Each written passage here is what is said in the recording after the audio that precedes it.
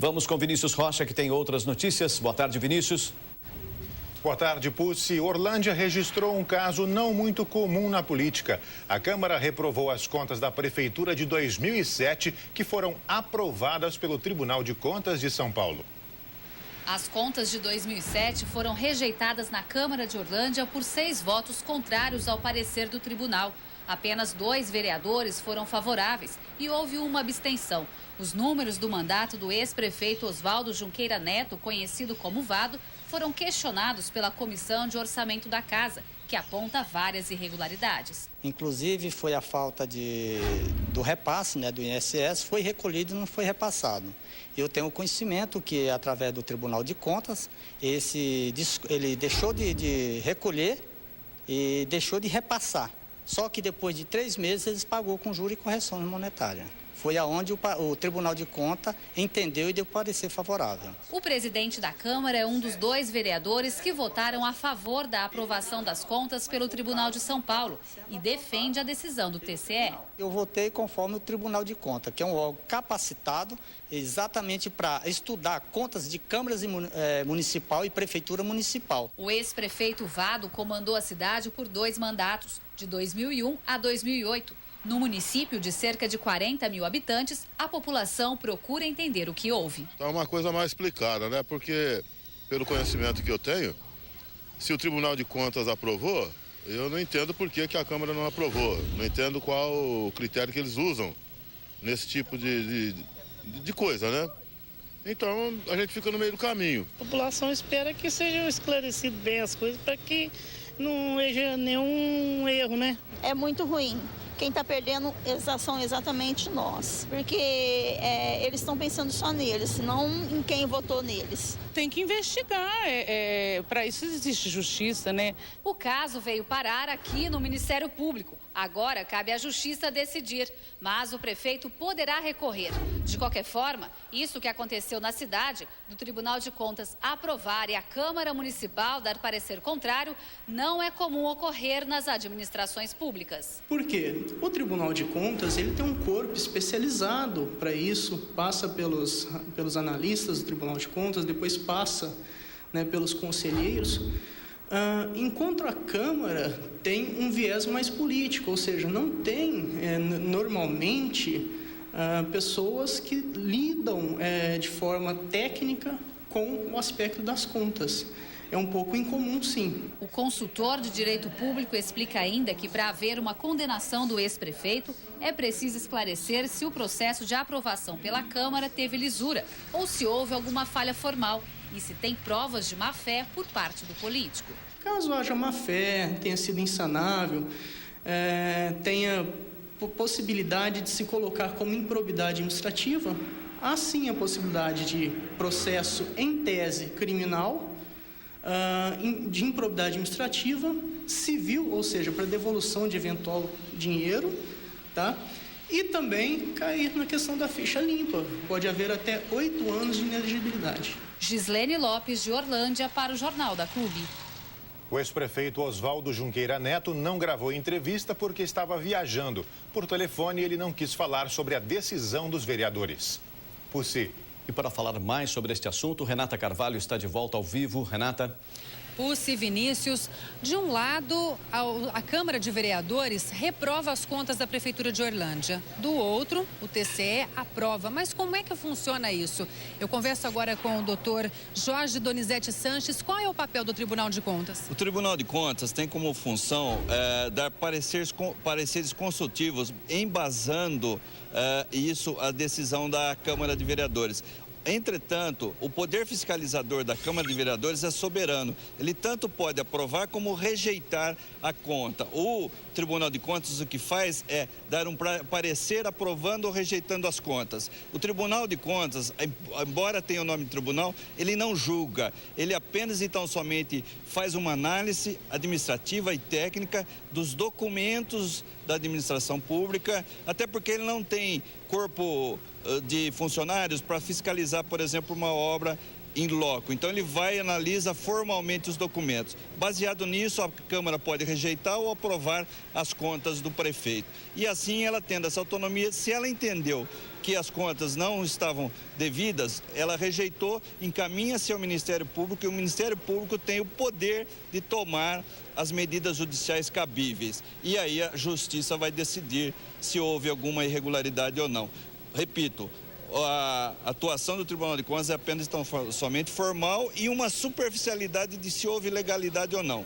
Como é que fica o cidadão que ouve duas versões? Como é que ele pode esclarecer isso? Pois é muito importante esclarecer à população essas distinções legais para que o cidadão realmente ele fica perdido, coitado, porque fica em dúvida se um deu parecer favorável, mas que entenda, fique claro, o Tribunal de Contas não tem o poder de decidir, ele apenas então somente fiscaliza, orienta muitas vezes e apresenta os documentos à Câmara, que pode tanto rejeitar um parecer favorável das contas, como aprovar um parecer que foi contrário do Tribunal de Contas. O TCE é uma medida para o cidadão saber que a administração faz certo ou errado? Não necessariamente. O TCE ele apenas então somente dá uma orientação baseando-se no que ele tem de elementos. Muitas vezes ele não tem os elementos suficientes para categoricamente mostrar se houve ou não um crime de responsabilidade fiscal. Então, cabe muito mais ao próprio cidadão estar inteirado e acompanhar as contas do município e, havendo irregularidades ou indícios de irregularidade, levar essas denúncias ao Ministério Público, que é o detentor da ação penal, que poderá, então, interpor as ações judiciais cabíveis e, repito, o juiz vai decidir. Ok, muito obrigada pela sua participação no Jornal da Clube. E daqui a pouco eu volto para repercutir a falta de creches no Parque Industrial Tanquinho, em Ribeirão Preto. Pusse. Até daqui a pouco, Renata.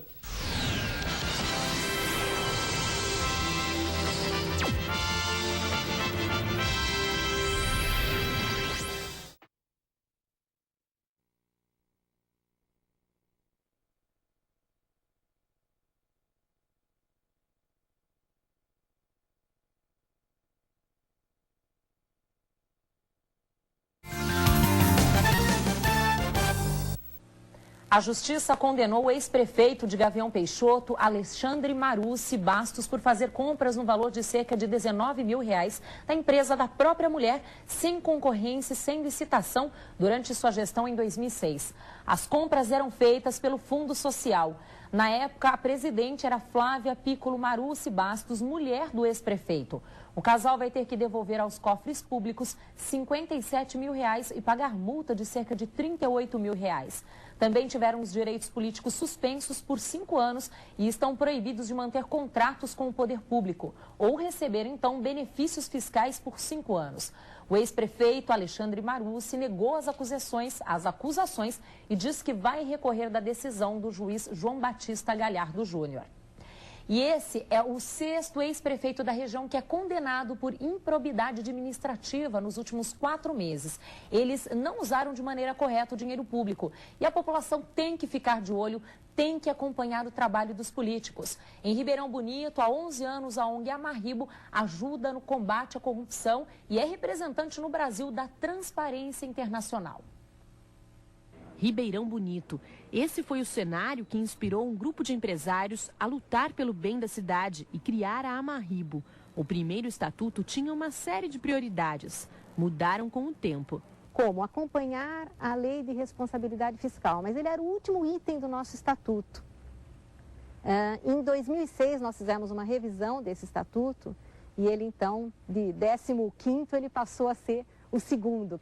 A maior conquista tem grande espaço na parede da atual sede. A cassação em 2002 do então prefeito Sérgio Buzá, acusado de desviar R$1 milhão da merenda escolar.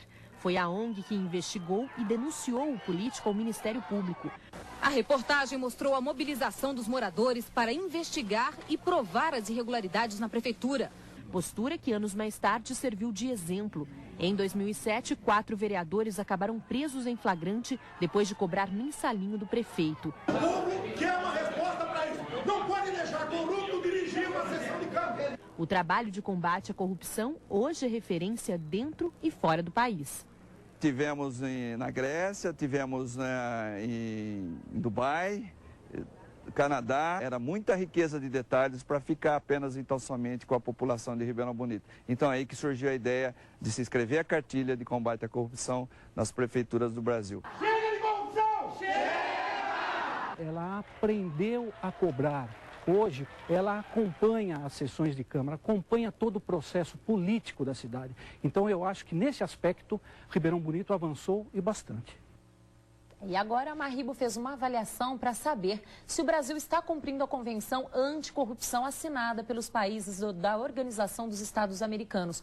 O relatório foi baseado em dados de mais de 200 ONGs do país. Sobre isso, eu converso agora. Quem está aqui comigo é o Josmar Verilo, que é presidente do Conselho da ONG Marribo. Boa tarde, Josmar. Obrigado pela sua participação mais uma vez aqui. Boa tarde a todos. É um prazer estar aqui com vocês mais uma vez. Qual que é o objetivo, então, desse relatório? Esse relatório avalia como que o Brasil está cumprindo as disposições dessa Convenção Anticorrupção da Organização dos Estados Americanos, para ver se o país está avançando ou não. Essas avaliações são feitas periodicamente de todos os países. E o que vocês avaliam? Qual que é o resultado? Tem mais ponto positivo, ponto negativo? Não, o resultado até que foi positivo no que toca à legislação, porque são diversas coisas, a legislação e o cumprimento da legislação. O Brasil avançou bastante na legislação, mas deixou muito a desejar no aspecto do cumprimento da legislação, né? Então, existe ainda muita impunidade, então as leis não estão sendo cumpridas. E aí ser mais rigoroso nisso, então? Ser mais rigoroso.